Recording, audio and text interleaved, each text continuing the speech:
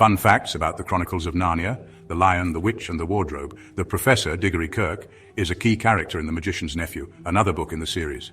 He witnessed the creation of Narnia and brought the wardrobe into existence using wood from a magical tree. Let's begin with summary. The Lion, the Witch, and the Wardrobe is a portal fantasy novel for children by C.S. Lewis, published by Geoffrey Bles in 1950. Peter, Susan, Edmund, and Lucy Pevensie are sent to the countryside during World War II, staying with Professor Kirk in a mysterious old house. On a rainy day, they explore the house, and Lucy discovers a wardrobe that leads to a snowy forest. There she meets Tumnus, a faun who initially fears her but invites her to his home for tea. Tumnus serves Lucy a lovely meal and plays enchanting music, but then reveals his guilt. He serves the White Witch, Narnia's cruel ruler, who keeps the land in eternal winter. His duty is to capture humans for her, but he cannot bring himself to harm Lucy. Tumnus helps her return safely to the wardrobe, and they part as friends. Lucy rushes out of Narnia, excited to share her discovery, but her siblings dismiss her story since no time has passed, and the wardrobe appears ordinary. Edmund mocks her fantasy, deepening her disappointment. On another rainy day, while playing hide-and-seek, Lucy re-enters the wardrobe, and Edmund secretly follows. In Narnia, Edmund encounters the White Witch, who introduces herself as the Queen of Narnia. Though initially intimidating, she offers him enchanted Turkish delight, which creates an insatiable craving. While questioning him about his family, the witch learns there are 4 siblings and seems particularly interested in them. She promises Edmund unlimited Turkish delight if he brings his siblings to her. Afterward, Edmund meets Lucy, who happily shares news of her visit with Tumnus. Edmund realizes the Queen is the White Witch, but dismisses Lucy's warnings, fixated on the promised Turkish delight. Back at the Professor's house, Lucy hopes Edmund will confirm her story, but he denies everything to avoid admitting he was wrong. Lucy and Edmund emerge from the wardrobe, where Lucy eagerly recounts her Narnia adventure and expects Edmund to confirm it. Instead, Edmund denies the story, claiming they were just pretending, which disappoints Lucy and angers Peter and Susan, who see Edmund as cruel. Concerned for Lucy, Peter and Susan consult the Professor. To their surprise, he believes Lucy's story, noting her honesty and pointing out that her behavior doesn't suggest madness. He challenges their limited view of reality and suggests that another world like Narnia might have its own time. Though confused, Peter and Susan begin to doubt their skepticism and ensure Edmund leaves Lucy alone. Later, while trying to avoid the housekeeper and her tour, all 4 children are cornered and take refuge in the wardrobe, stepping into it together. Inside the wardrobe, siblings find themselves in Narnia. As they explore, Edmund admits he has been there before, angering his siblings. Lucy leads them to Tumnus's home, only to find it ransacked with a note stating he was arrested for treason. Realizing the witch discovered Tumnus's disobedience, Lucy begs her siblings to help rescue him. Everyone except Edmund agrees, and they set off. Lost and unsure where to go, they follow a robin, believing it friendly. Edmund sows doubt, warning it could be leading them into a trap and questioning which side is truly right. His remarks unsettle Peter, who realizes they have no way to return home. As Peter and Edmund debate the robin's trustworthiness, it flies away, prompting Edmund to claim victory. Soon after, the children spot a creature in the woods, a talking beaver named Mr. Beaver. He proves his friendship by showing Lucy the handkerchief she gave Tumnus, who passed it to Mr. Beaver in case of capture. Mr. Beaver explains that he has come to take them to Aslan. At the mention of Aslan's name, Peter, Susan, and Lucy feel a strange delight, while Edmund feels an unexplained fear. Mr. Beaver urges secrecy, warning that spies, even among the trees, might overhear. He takes them to his dam for safety, promising answers over dinner. At the cozy dam, the children meet Mrs. Beaver and enjoy a hearty meal of fish and potatoes. While Peter, Susan, and Lucy admire the dam, Edmund silently plots, remembering the hills the witch mentioned. After dinner, Mr. Beaver declares it's time to discuss their mission. Mr. Beaver reveals that Tumnus was taken by the secret police under the witch's orders and likely turned to stone. Though the children want to rescue him, Mr. Beaver insists their only hope is to meet Aslan, the true king of Narnia. When Susan asks if Aslan is a man, Mr. Beaver explains he is a lion, but reassures them that Aslan is good. The Beavers share the prophecy. When 2 sons of Adam and 2 daughters of Eve sit on Caer Paravel's thrones, Narnia's dark times will end. The witch, part Jinn and giant, falsely claims to rule. They soon notice Edmund is missing, and Mr. Beaver suspects he has gone to the witch. Realizing the danger, they leave for the stone table, taking secret routes. Edmund, consumed by thoughts of Turkish delight and power, sneaks to the witch's castle. There he sees stone statues, including a lion he mistakes for Aslan. He meets Maugrim, who fetches the witch. Hearing of Aslan's arrival, the witch orders her sledge prepared to intercept the children. Meanwhile, Peter, Susan, Lucy, and the Beavers journey through rough terrain toward the stone table. After resting in a cave, they are startled by bells, but are relieved to meet Father Christmas. Father Christmas announces the weakening of the witch's power and gives them gifts.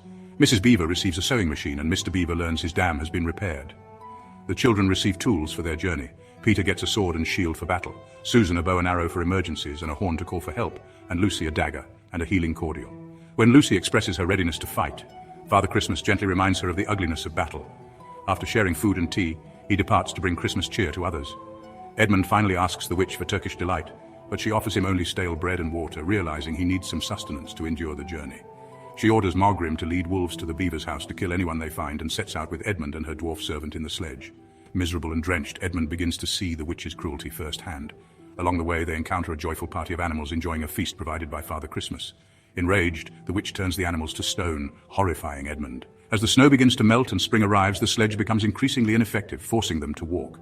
The witch grows more agitated as flowers bloom, and the dwarf attributes the thaw to Aslan, prompting the witch to threaten anyone who mentions his name again. While Edmund suffers, Peter, Susan, Lucy, and the beavers enjoy the beauty of spring and make steady progress toward the stone table. When they arrive, they find a grand, ancient table inscribed with runes. Near it is a golden pavilion surrounded by Narnian creatures and Aslan himself. The children are awestruck by Aslan's majestic presence, but his kindness eases their fear. Aslan asks about Edmund, and Mr. Beaver explains his betrayal. Peter takes some blame, feeling his anger toward Edmund might have driven him away. Lucy pleads with Aslan to save Edmund, and Aslan promises to try, warning it will not be easy. After a celebratory feast, Aslan shows Peter the distant Caer Paravel, where the children will rule as kings and queens. He tells Peter he will be the High King. Their conversation is interrupted by Susan's horn, a signal of danger. Peter rushes to her aid and finds Susan cornered by a wolf, unable to climb higher into a tree. With courage and the sword gifted by Father Christmas, Peter slays the wolf after a brief struggle. Aslan sends his fastest animals to track a second wolf that fled, confident it will lead them to the witch and Edmund. Aslan then knights Peter, reminding him to clean his sword, marking the boy's growth into a leader. The witch's plan to execute Edmund is thwarted when Aslan's followers rescue him, though she escapes using her magic to disguise herself in the dwarf. Edmund returns to the camp, where Aslan privately speaks with him. Whatever Aslan says changes Edmund, who apologizes to his siblings and quietly reclaims his place among them. The witch, however, is not finished. A messenger arrives to summon Aslan for a parley, and the witch confronts him with the deep magic decreed by the Emperor beyond the sea. According to this law, treachery is punishable by death, and Edmund's betrayal makes his life forfeit to the witch.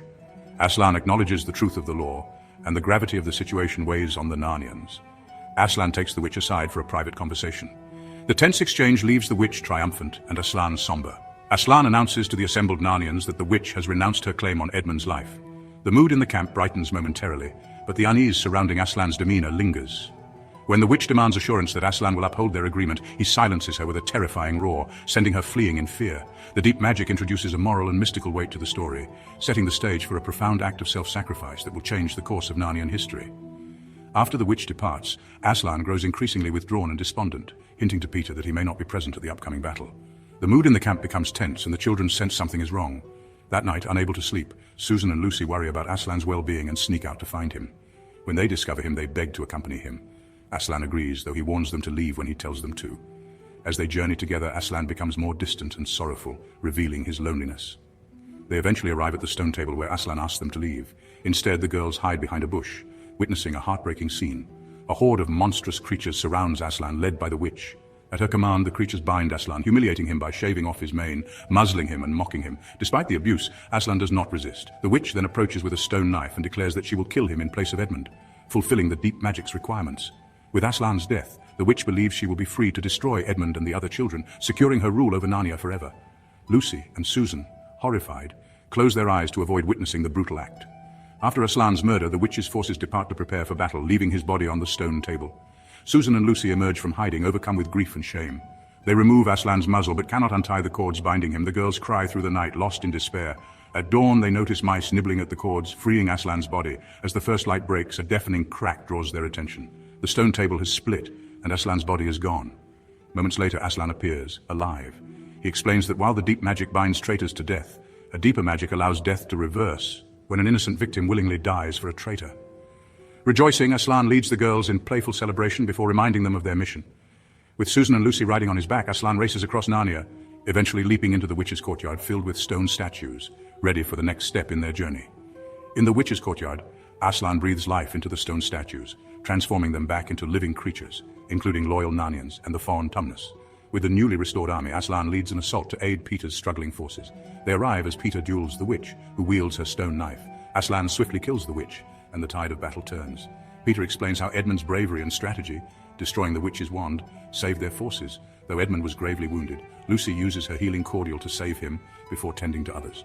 Edmund recovers fully, shedding his former bitterness, and Aslan knights him. The children are crowned as Narnia's rulers: Peter the Magnificent, Susan the Gentle, Edmund the Just, and Lucy the Valiant. They govern wisely, bringing peace to Narnia. Over time, they grow into adults. One day, while chasing the fabled white stag, they find themselves back at the lamppost and tumble through the wardrobe, returning as children. The professor reassures them they will return to Narnia through other means and have more adventures.